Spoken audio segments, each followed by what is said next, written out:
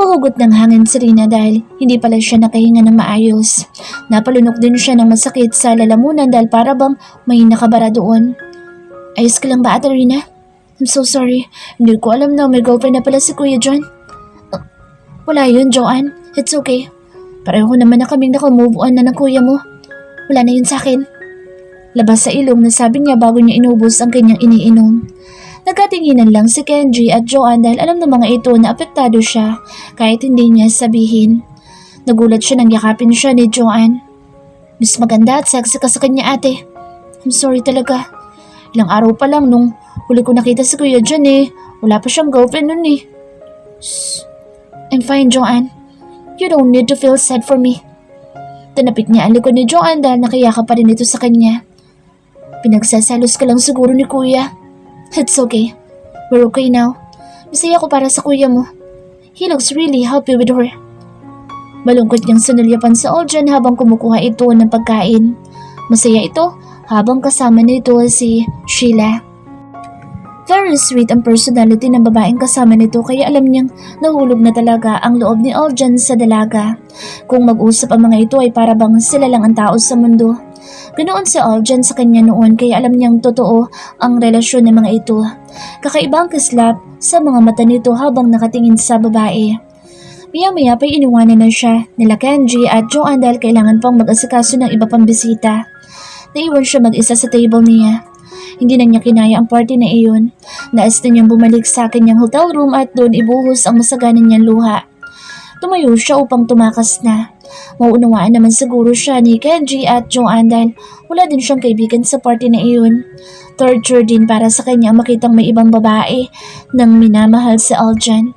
But she thinks it's much better that way. That way, she can totally move on from him. That way, she can heal. Hindi man sa ngayon pero pasasaan ba't makakaahon din siya. Bitbit niya ang kanyang maliit na pouch bag nang tumayo siya. Magtataksi na lang siya dahil ayaw niyang storbohin ang dalawa. Pasimple siyang lumingon sa kinaroroonan ni Aljan upang sa huling sandali ay masulyapan niya ito.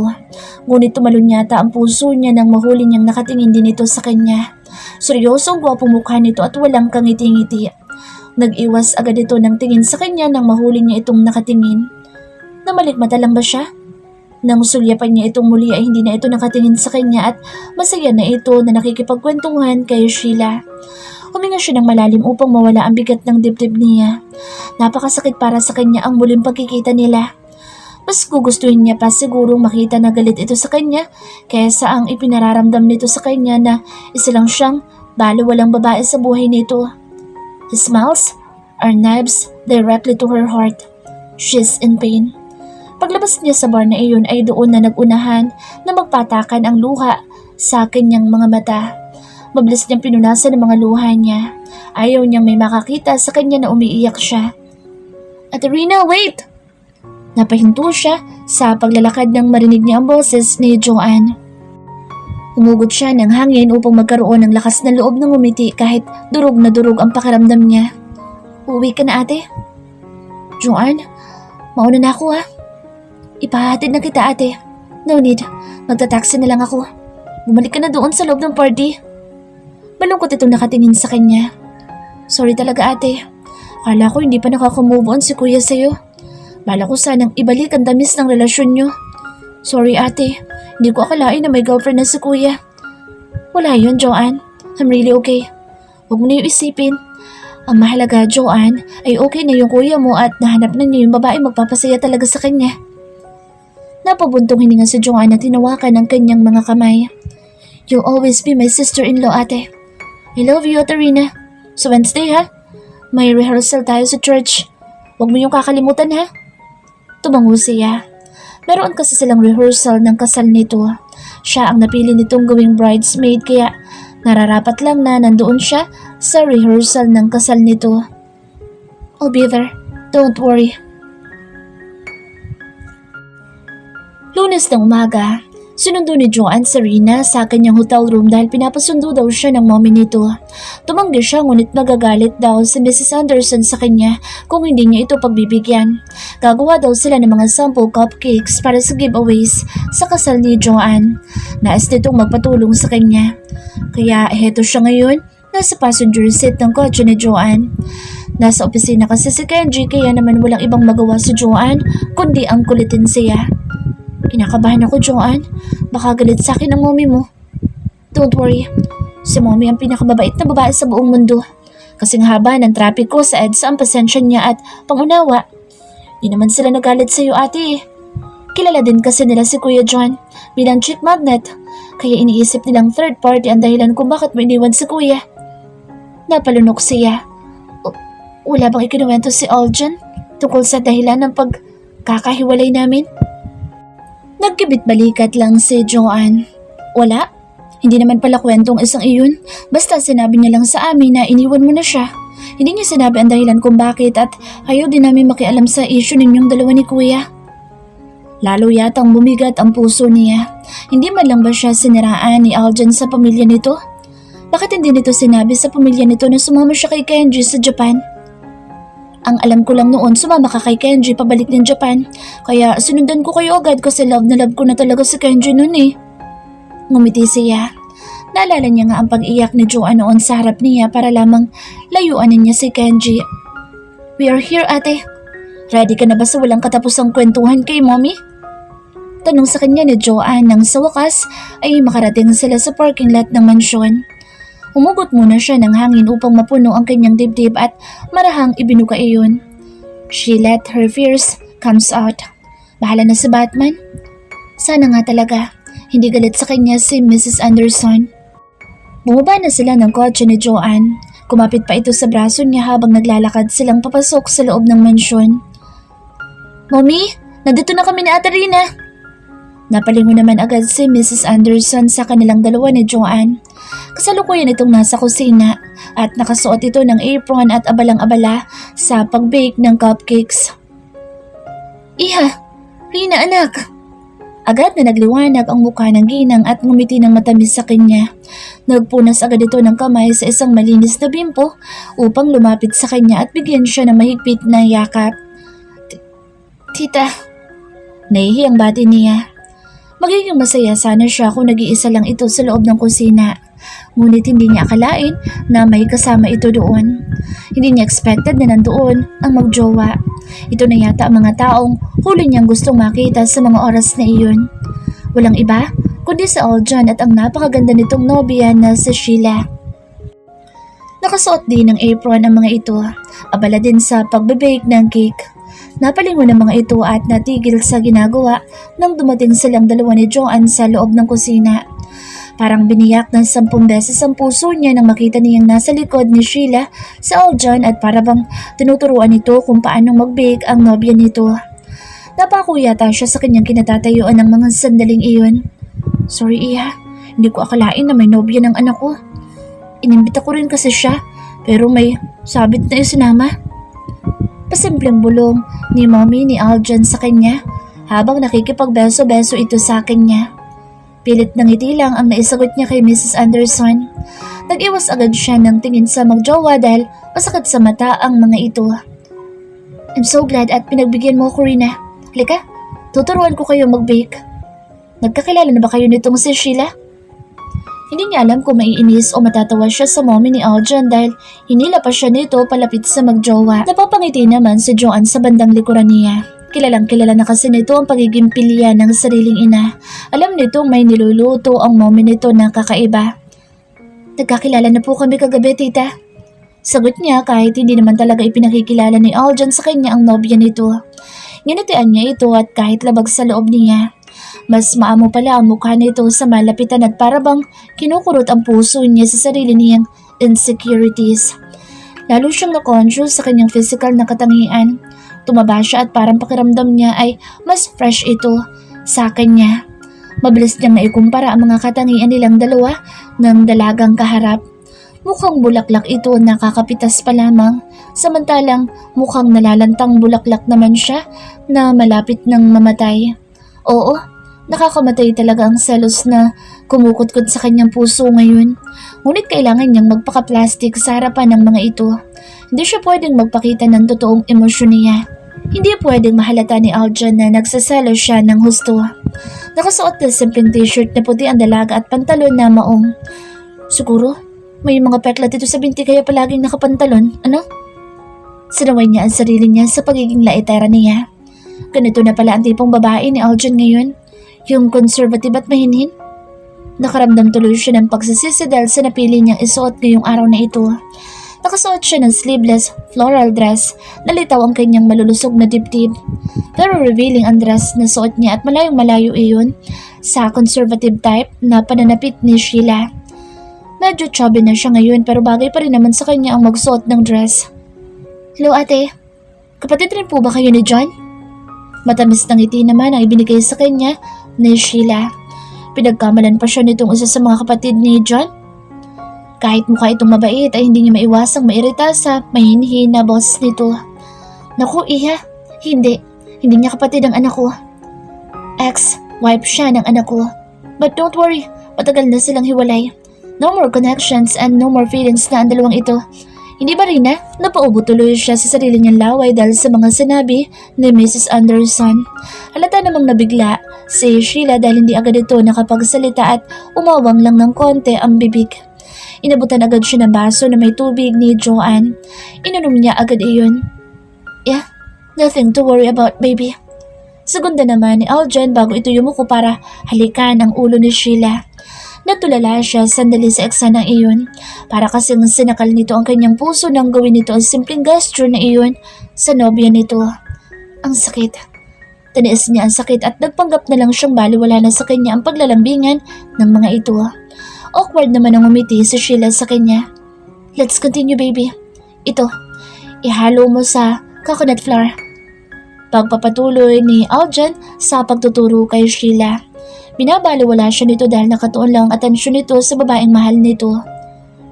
Rina, isuot mo ito anak at tulungan mo na rin ako dito sa pastry na ginagawa ko. Walang nagawa sa Rina nang si Mrs. Anderson mismo ang nagsuot sa kanya ng apron. Ako din mommy, pahingi po ng apron, sali ako. Maligalig na pagsali ni Joanne sa kanilang baking session. O sige anak, here. Si Mrs. Anderson na din mismo ang nagsuot ng apron kay Joanne. Pasimple naman niyang pinapanood ang paglalambingan ng magjowa. Nasa likod ni Sheila si Aljan habang binubulong nito sa dalagang instructions kung ano-ano mga steps sa pagbebake ng cake. Nakatingin siya sa mga ito na parabang nanonood siya na isang romance movie. Pero deep inside, wasak na siya. Huwag mo nang tingnan ate.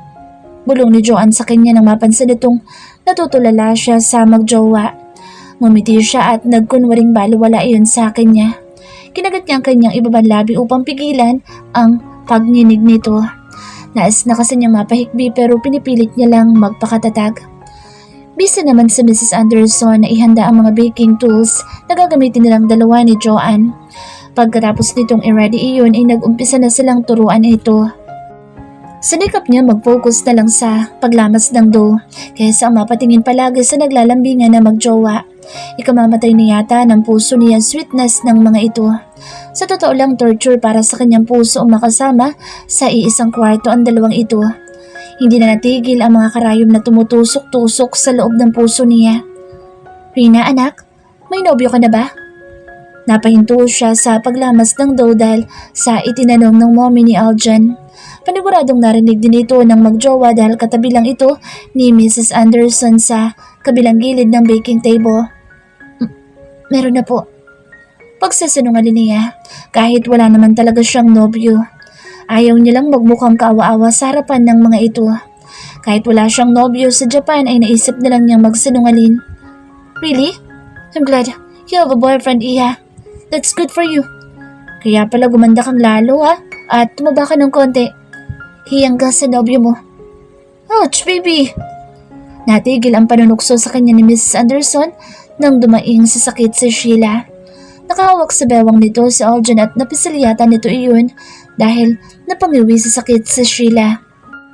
Nang tingnan niya si Aljan ay nakakunot ang noo nito at medyo madilim ang mukha.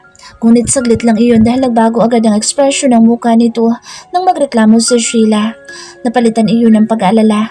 Hinaplos pa nito ang bewang ni Sheila. Sorry baby.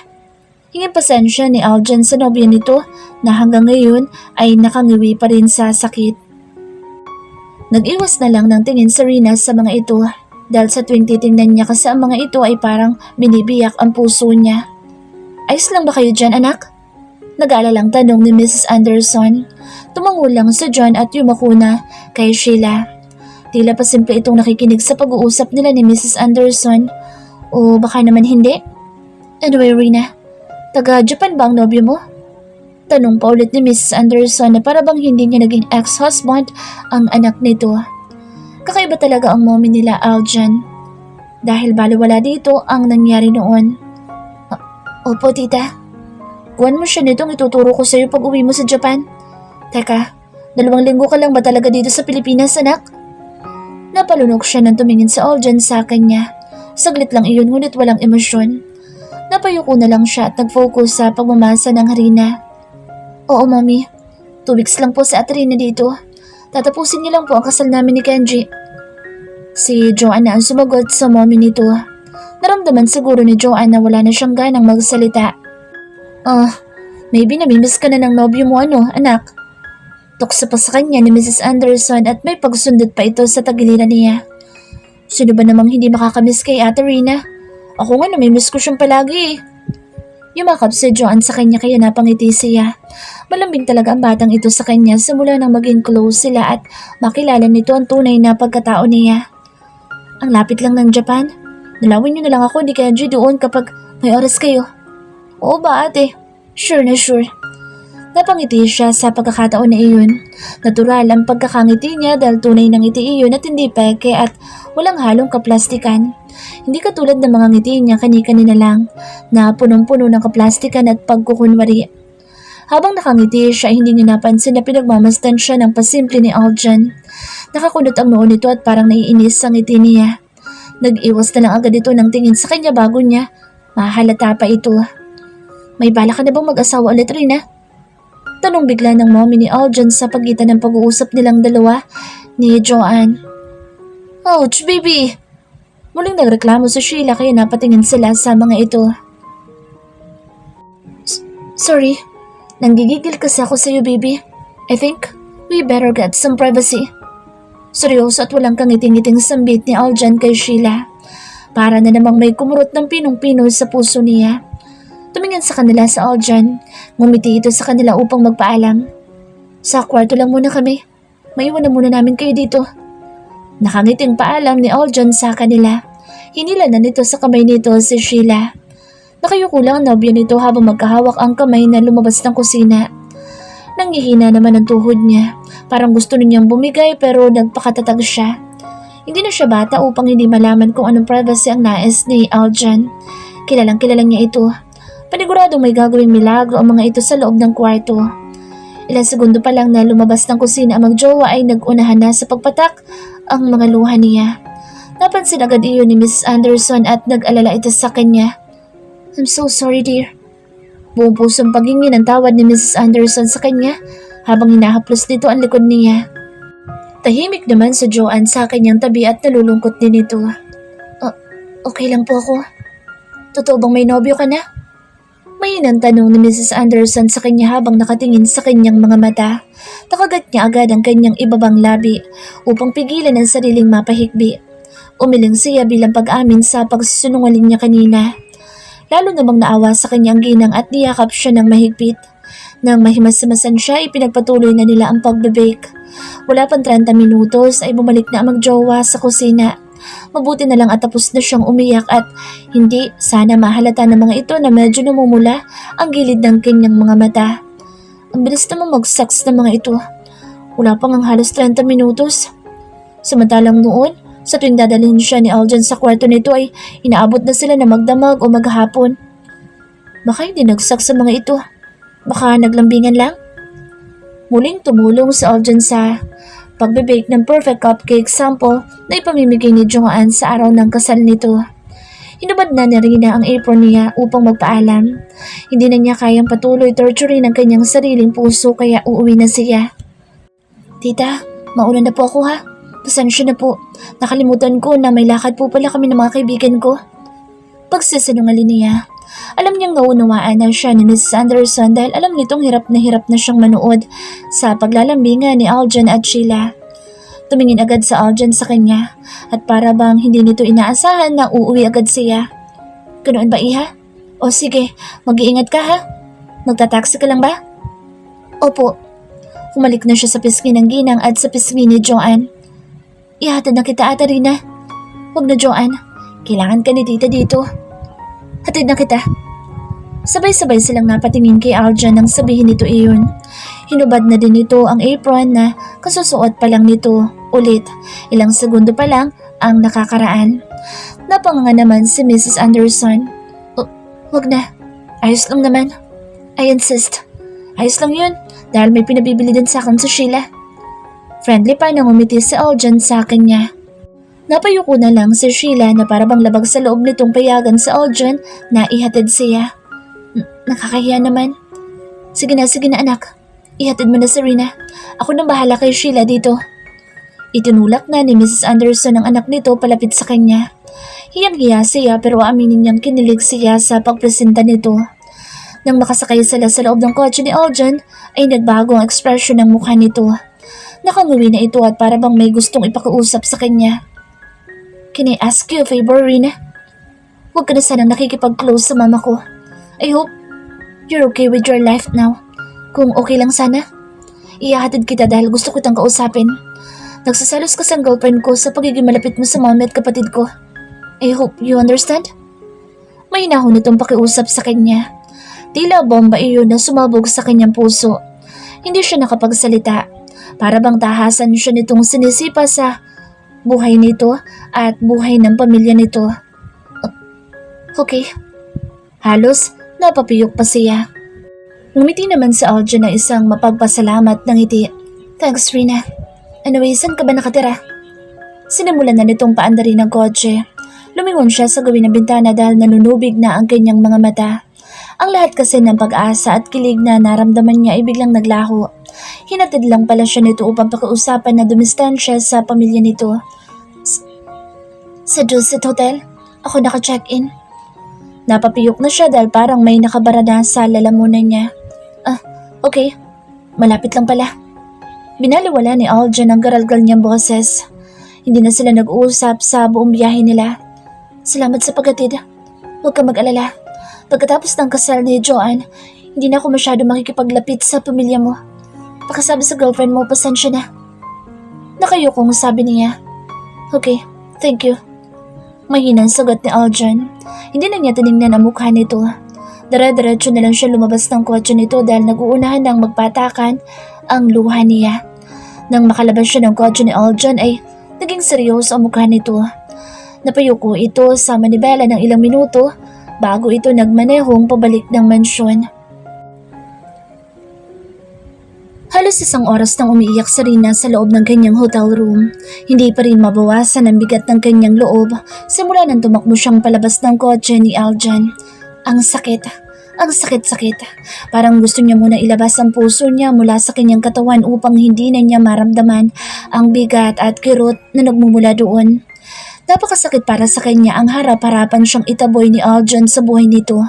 Alam niyang may kasalanan siya dito dahil iniwanan niya ito ng biglaan noon. Ngunit hindi pa ba sapat ang araw-araw na pangungulila niya sa taong ito? Hanggang kailan ba siya dapat masaktan? Nagmahal lang naman siya.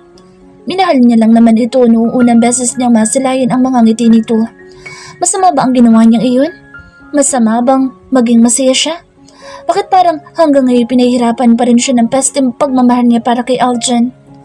Mula pa noong umpisa ay panay pagsubok at problema na ang kanyang kinaharap simula nang mahalin niya ito. Masama bang magmahal siya ng isang kagaya nito? Bakit hindi siya pagbigyan ng tadhana? Bakit ganito? Napatigil siya sa pag-emote nang marinig niya ang tunog ng doorbell sa hotel room niya.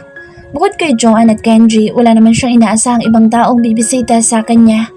Marahil, hotel attendant lang iyon. Babaliwalain niya lang sana ngunit muling tumunog ang doorbell. Saglit lang po. Medyo nalakasan niya ang boses niya upang marinig siya ng taong nasa labas ng pintuan.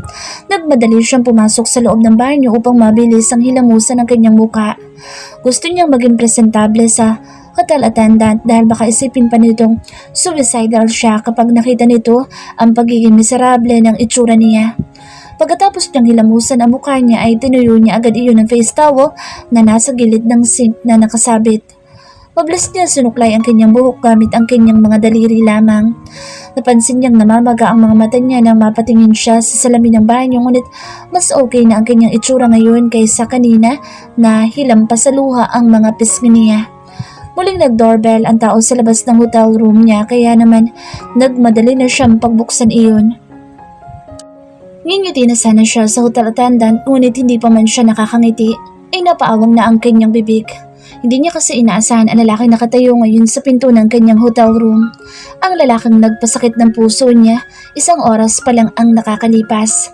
Si Aljan. Anong ginagawa nito sa tapat ng hotel room niya? Aljan. Saglit itong napatitig sa kanyang muka. Napansin siguro nito ang pamumugto ng kanyang mga mata. Anong ginagawa mo dito? Bumuntong hininga ito bago nito itinaas ng konti ang paper bag na bitbit nito upang ipakita sa kanya. Hindi ka pa daw kumakain ng lunch, sabi ni Joanne, kaya binilhan kita. Napakurap siya na ilang segundo dahil hindi niya yata naintindihan ang sinabi nito. Mag-alas-dos na ng tanghali, bakit hindi ka pa kumakain? He sounded concerned. Hindi pa rin siya nakapagsalita sa pagkabigla. Bakit ito nandito? Bakit ibinili siya ng pagkain? Close pa ba sila? Hindi ba't kanina lang ay nakiusap pa itong layuan niya ang pamilya nito? Hindi pa din siya makapagsalita kaya't saglit silang nagkatitigan. Hindi niya alam kung ano ang kanyang sasabihin sa mga sandaling iyon. Here. Iniabot ni Aljan sa kanyang paper bag na dala nito. Pagkain iyon mula sa paborito niyang restaurant. Bakit yun pa ang binili nito sa kanya? Ibig sabihin naaalala pa rin ba nito na yun ang paborito niya? Hindi ko matatanggap yan. Sa wakas ay nakapagsalita din siya. She wants to make herself calm, pero hindi niya naitago ang konting pagtatampo sa kanyang boses. Pagkatapos nitong wasakin ng puso niya, ay heto ito ngayon na para bang walang nangyari. Tinitigan siya nito bago ito napabuntong hininga. Call me mom, kung ayaw mong tanggapin, siya kasi nag-utos sa akin nito. Napakunot ang noo niya. Hindi niya mawari kung napahiya ba siya o nasaktan na naman. Umasa ba siya na ito mismo ang nagkusa na ibili siya ng pagkain? Asa pa siya, pinapatalsik na nga siya nito sa buhay nito. Kung ganoon, pakisabi sa mami mo salamat. Kunot noon niyang kinuha ang paper bag mula sa kamay nito. Hindi niya sinasadyang madaplisan ng kanyang daliri ang kamay nito. Napalanok siya upang baliwalain ang munting kiliti na dumaloy sa kanyang katawan mula sa pagkakadaiti muli ng kanilang mga kamay. Mabilis niyang kinuha ang paper bag at umakto na para bang baliwala lang sa kanya ang pagdaplis ng kanyang kamay sa kamay nito. He cleared his throat. Kunot-noo pa din siyang tumingin dito. He looked at her as if he is observing her actions. Pwes, manigas ito. Hindi niya ipapahalata na apektado pa din siya.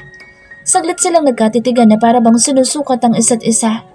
Blanko lang ang ekspresyon ng mga mata nito. Hindi niya makitaan ang kahit na anong emosyon. Sana lang ay ganoon din ang makita nito mula sa kanyang mga mata. Sana hindi nito makita ang tunay niyang nararamdaman dahil ang pride niya na lang ang natitira sa kanya. Sige, makakaalis ka na. Salamat. Ako bang isasara na sana niya ang pinto ng kanyang hotel room na magsalita ito. Can I use your bathroom? Seryosong tanong nito na nagpataas ng kanyang kilay. May bathroom sa lobby ng hotel. Doon ka nalang makigamit. Masakit ang tiyan ko. Nahihiya ako sa public bathroom. Humawak pa ito sa bandang tiyan nito. Wala tuloy siyang nagawa kundi ang mapakunot ang noo at buksan ng maluwag ang kanyang pintuan. Nasa kaliwa ang banyo. Medyo masungit niyang sambit. Ngumiti ito sa kanya at hindi niya iyon napaghandaan. Napatalon kasi ng konti ang puso niya nang masilayan niya ang ngiti nito. Thanks. Yun ang ngiti na bumihag sa kanyang inosenteng puso noon. Ngunit ngayon may kirot ng hatid at panghihinayang dahil ngayon alam niya na hindi na siya ang nagmamay-ari sa lalaking ito. Nag-iwas ng tingin kay Aljon at inunahan na lang niya itong makapasok sa loob. Tahimik lang itong pumasok sa loob ng banyo. Napabuntong hininga siya. Hindi niya alam kung paanong pakikitunguhan si Aljan ngayon. Gustong gusto ng puso niyang yakapin ito at magmakaawa dito na patawarin siya nito. Nais niyang sabihin na pinagsisisihan niya ang pag-iwan dito doon. Nais niyang sabihin na nanghinayang siya ng gusto sa relasyon nila. Ngunit alam niyang mali ang gawin iyon. May awa pa naman siyang natitira para sa sarili niya.